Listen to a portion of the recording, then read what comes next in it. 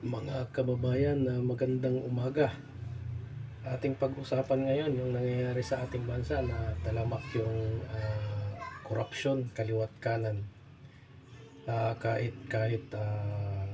saang ahin siya ng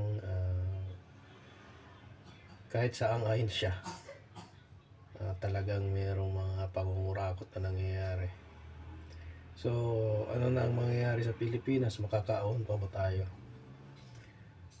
Siguro, sa kasalukuyang panahon ay babagsak tayo, pabagsak tayo.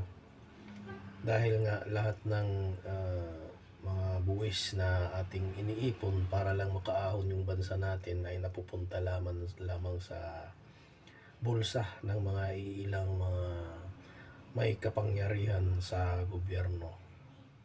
Kaliwat kanan po, wala na po talaga.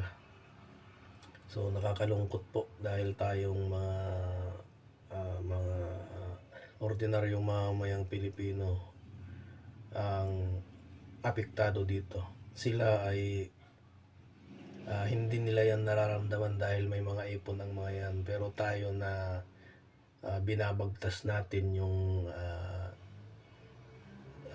ating pang-araw-araw, nararamdaman natin yung kahirapan, yung hirap ng buhay bilang ordinaryong mamamayang Pilipino. Sila ay mga nakasasakyan yan, yung mga pumupunta sa palengke, mga katulong nila. Hindi nila yan ramdam. Tayo, bawat sentimo na hinuhugot sa ating bulsa ay talagang napakahirap pagtaas ng mga bilihin ngayon. So, walang mga puso tong mga tao na to.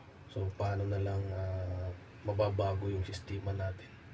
Nakaligtas man tayo sa mga mananakop, subalit tayo ay pinapahirapan naman ng sarili nating dugo. Mas mainam pa kung sinakop na lang tayo, hanggang ngayon sinakop na lang tayo para yung ating mga ipinaglalaban ay para talaga sa ating bayan. Subalit ngayon ang ipinaglalaban natin ay parang ginagawa na lang, wala lang sa kanila. Wala sa kanila yung ating mga hinaing, wala sa kanila yung kung paano tayo matugunan sa ating mga pangangailangan, medikasyon, agrikultura na sana ay makakapagbigay ng kaluwagan sa atin. Subalit pamahal ng pamahal yung mga bilihin dahil ang mga inisip lamang ng mga namumuno sa ating gobyerno ay ang kanilang mga pansariling interes. Ginagamit lamang tayo sa oras ng eleksyon, subalit pag nandyan na sila sa pwesto ay wala na tayong halaga.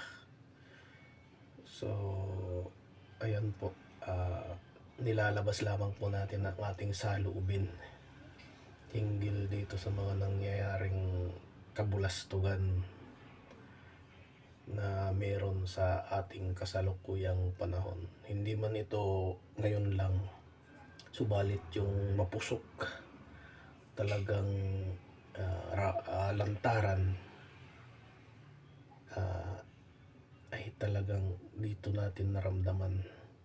Walang pandemya, subalit ang taas ng ng piso, diba? Halos 60 na yung piso. So ano pong mangyayari dito? Magsisipagtaasan po yung ating mga nagsisipagtaasan po talaga yung mga bilihin natin. So mas malala pa kaysa na nagkaroon tayo ng ng pandemya. Mas malala pa yung nararamdaman natin ngayon na kahirapan kaysa noon may pandemya pero kaliwat kanan yung mga infrastruktura. Ngayon walang pandemya pero kaliwat kanan din. Kaliwat kanan po yung flood control issues. ghost projects, mga substandards na daan na isang buwan lang ay nalilimas na ng tubig baha, di ba? Nasaan yung mga konsensya nyo? Wala kayong mga puso. Yan lamang po. Yan lamang po sa ngayon. Maraming salamat.